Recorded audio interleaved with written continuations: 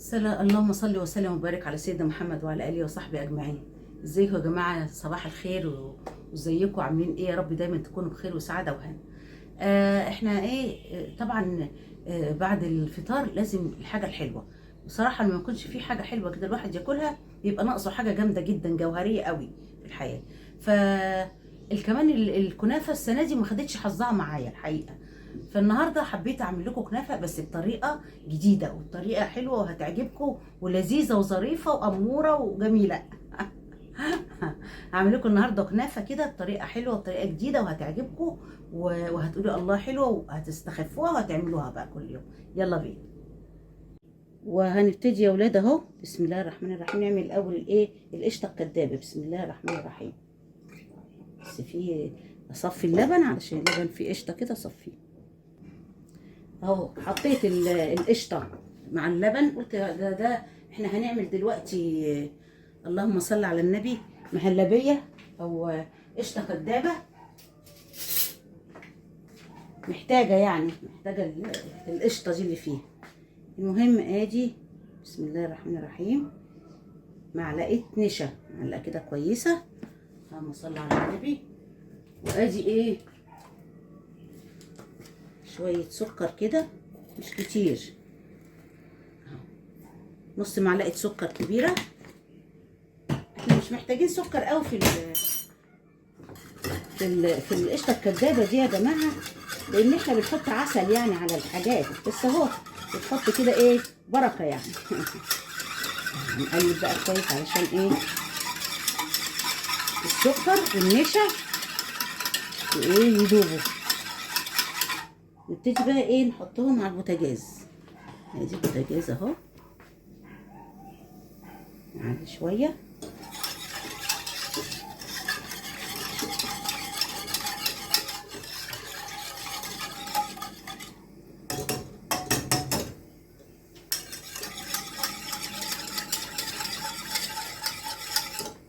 نديها فرصه كده انها ايه تغلي وتتقل.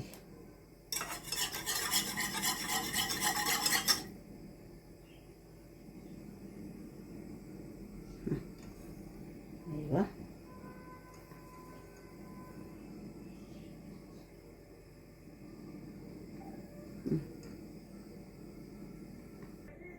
ادي القشطه الكدابه طفينا عليها اهي. شايفين بس اهي طفينا عليها وتمام التمام.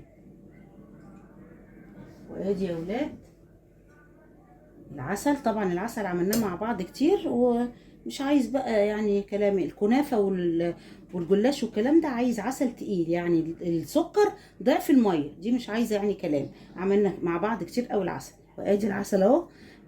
عفوا عملته وهحطه ايه على الرخامه. وادي نحط كيس فانيليا على المهلبيه اهو. نقلبها اهو بس. وهنحط طبعا على العسل كيس فانيليا برضه. بصوا يا اولاد انا عامله تورلي في الفريزر وشايلاه، بس مش حاطه فيه، مش مقطعه معاه بطاطس، لان البطاطس طبعا بيتهري ما بتتحطش في الفريزر. فباجي بقى ساعتها اقطع ايه. ادي ايه بطاطايه اهو. الاول احطها مع ايه مع الدمع في الاول، تاخد لها غلوه كده، لان الباقي كان في الفريزر فايه مش هياخد سوا.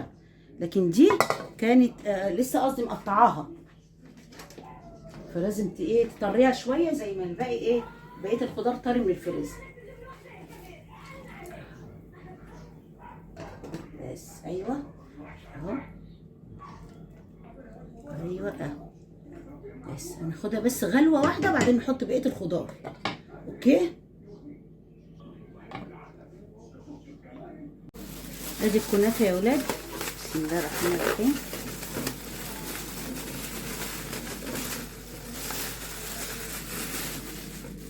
كنافه كده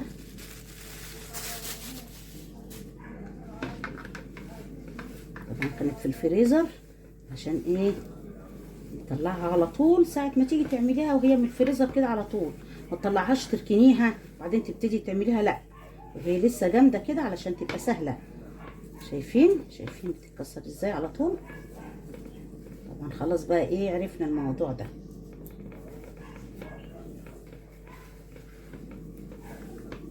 ايوه، نكسر فيها كده لغايه ما تبقى ايه، ناعمه خالص. بسم الله الرحمن الرحيم. اللهم صل على كامل نور النبي. ما شاء الله ما شاء الله. معلش اذا كنتوا سامعين كلب بينبح، سوري يعني، ده عند الجيران عندهم حاجه كده جديده، جابوا لنا كده كلب طول النهار ايه ينبح لنا كده ويوجع دماغنا. يلا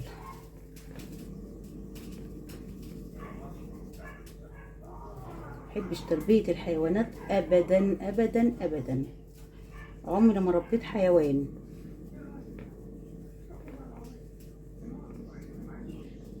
انا ربيت الانسان بالعافيه، ربيت 4 عيال طلعوا عيني. مش حال بقى الحيوانات هيعملوا ايه فينا. شايفين شايفين سهل ازاي، بص ما شاء الله. شايفين بقت ناعمه ازاي.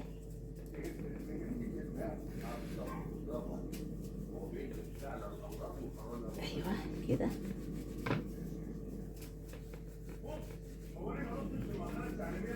ايوه ايوه اهي. شايفين يا ولاد،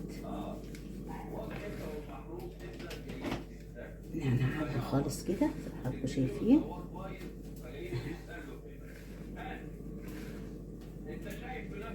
بسم الله الرحمن الرحيم. اللهم صل على كامل نور النبي. معلش بقى ايه، بره بيتفرجوا بقى على التمثيليات والكلام ده، اذا كان معلش جايلكوا صوت ولا حاجه. وصنوا وانتم طيبين. لا انا بالنهار بس، في الحاج بيتفرج على المسلسلات اللي ما تشوفهاش بالليل، طبعا بيبقى فيه مطوشه، فبيبقى بيتفرج على المطوشه، وبالنهار بقى ايه بيتفرج على مسلسلات اللي فايتاه بقى.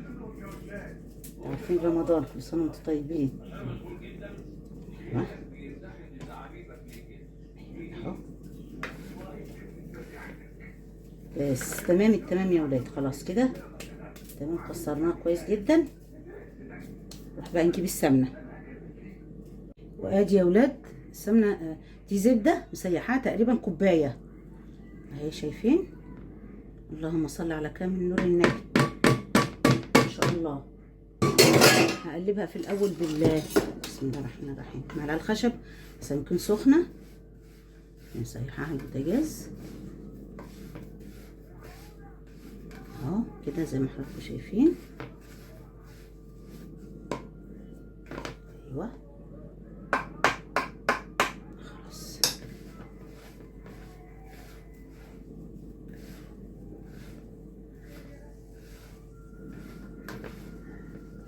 لكنك بتبسي كحك بس علشان ايه تفك من بعض، عشان ايه ما تبقاش، انا ما بحبهاش كده تبقى ايه حتت مكلكعه كده، لا تبقى ايه كل والسمنه توغلت فيها كلها، في الكنافه كلها كده اهو. شايفين يا جماعه. اللهم صل على كامل نور النبي. ما شاء الله ما شاء الله ما شاء الله ما شاء الله. شايفين حبه زبده حلوين قوي، طبعا هي صفارت كده علشان الزبده. اللهم صل على كامل نور النبي. ما شاء الله. شايفين بقى الزبده اتوغلت فيها ازاي. ايوه تعكي بقى كويس كده علشان ايه تفك، علشان ما بحبهاش تبقى مكلكعه كده حتت، لا تفك كده من بعض. وبعدين السمنه الزبده او السمنه تبقى طالت كل ايه كل الكنافه. بصوا هنبتدي يا ولاد بقى ايه. بصوا ادي فنجان اهو يا جماعه، الطريقه اللي بقول لكم عليها. ادي فنجان اهو، بسم الله الرحمن الرحيم. وادي القشطه اللي احنا عملناها، القشطه الكدابه. وادي صينيه ما كانتش جرانيت هتدهنيها طبعا سمنه، لكن دي عشان جرانيت مش محتاجه. هنبتدي بسم الله الرحمن الرحيم. بصوا نحط بقى ايه حته كنافه كده، نفرش الايه الفنجان كده زي ما حضراتكم شايفين، ونضغط كده كويس قوي، اضغطي كده كويس قوي زي ما بتعملي الكنافه. مش احنا لما نيجي القعر كده نفضل ندوس عليه ونجيب كوبايه ندوس عليها والحاجات دي اهو، زي ما حضرتك شايفه كده اهو، شايفه اهو. وبعدين القشطه الكدابه، بسم الله الرحمن الرحيم. هتجيبي حته كده كويسه تحطيها كده وتحاولي ايه، بس هي هتبقى عايزينها تبقى في النص اهي، هي ايه في النص. وبعدين هنجيب حته كنافه تاني اهي، شايفين يا جماعه اهي، نغطي بيها، نغطي كويس علشان ايه القشطه ما تبانش.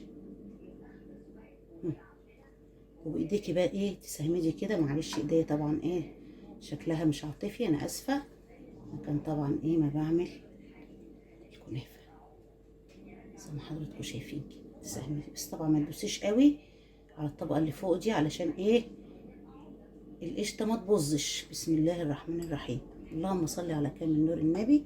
شايفين يا ولاد؟ وهنجيب بقى الصينيه كده، بسم الله، بسم الله الرحمن الرحيم اهي، شايفين يا ولاد؟ شايفين القالب؟ هنعمل كمان واحده اهي، بسم الله الرحمن الرحيم، اللهم صل على كامل نور النبي، ما شاء الله. ودي بقى ايه يا ولاد، انتي الفكره دي ممكن تعملي يعني وحدات على قد الناس اللي هتاكل. يعني مثلا عشان انت عايزه مثلا الكنافه دي تبقى صبحه كل يوم تعمليها، مثلا تروحي جايبه صينيه كده مثلا 4 افراد مثلا، يعني تروحي عامله 4 كبات كده، والباقي هتحطيه في الكيس تاني وتحطيه في الفريزر، مفيش اي بروبلم يعني.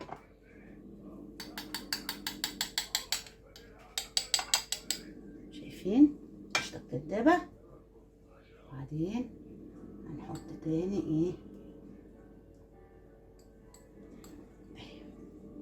نقعد بقى ايه نسهمدها كده، بسم الله الرحمن الرحيم، ومن الحروف كده كله كده، تتأكدي ان كله متغطي وكله ايه تمام زي ما حضرتك شايفه كده. اللهم صل على كامل نور النبي، ما شاء الله ما شاء الله ما شاء الله ما شاء الله، اللهم صل على كامل نور النبي اهي، شايفاها اهو؟ لا ما اتسهمتش كويس. بص بقى ايه، كل الحاجات دي انا ممكن اطفي الكاميرا، ممكن اوريكم بقى ان انا ايه البت يعني الايه الشطوره اللي مفيش حاجه بتبوظ مني، لا كلنا لازم يحصل معانا حاجات دروبات كده بس الشاطر اللي تعرف تصلح الحاجات دي، فاهمين حضراتكم؟ اللي تعرف تتصرف.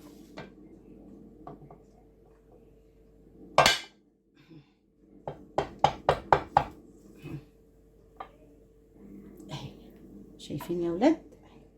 بسم الله الرحمن الرحيم. نعمل كمان واحده مع بعض علشان ايه ابقى اكدت لكم الموضوع. شايفين اهو السمنه بقى ايه متوغله في كل الكنافه ما شاء الله، مليانه زبده بقى كمان مش سمنه.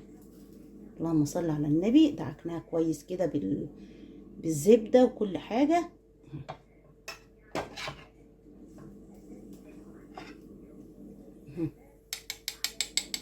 دي طبعا حتى لو في الوسط كده، طبعا لما تدخل في الفرن هتدوب ايه وهتملى بقيه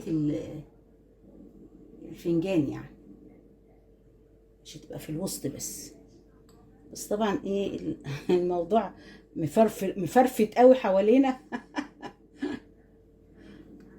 معلش كل ده بيتمسح ويتنضف وكله تمام، مش اي بروبلم.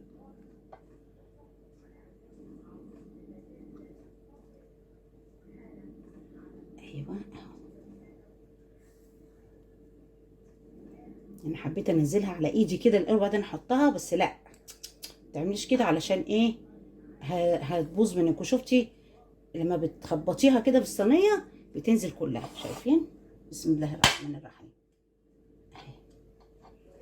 اهي يا ولاد. ايه رايكم في المنظر الجميل ده؟ هكمل الباقي وارجع لكم تاني. ادي يا ولاد اهو عملت ادي صينيتين، اللهم صل على النبي. ده نص كيلو كنافه، بسم الله ما شاء الله. شايفين عمل قد ايه ما شاء الله؟ ده 6 وده 12 واحده زي الفل زي الفل. تمام. هنحطهم بقى دلوقتي، احنا مولعين من ساعه ما ابتدينا نوضب كده في البتاع، واحنا مولعين الفرن عشان يبقى سخن، نحط على طول. تمام، يلا بينا. شايفين يا ولاد؟ شايفين المنظر؟ ايه رايكم؟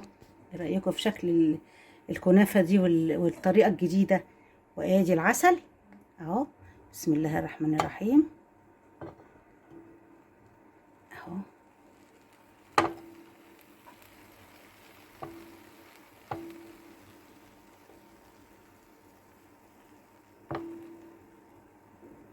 ايوه اهو. طبعا هيشرب هو دلوقتي العسل ده كله باذن الله. بس ايه رايكم في شكله؟ ايه رايكم في الجمال ده يا جماعه؟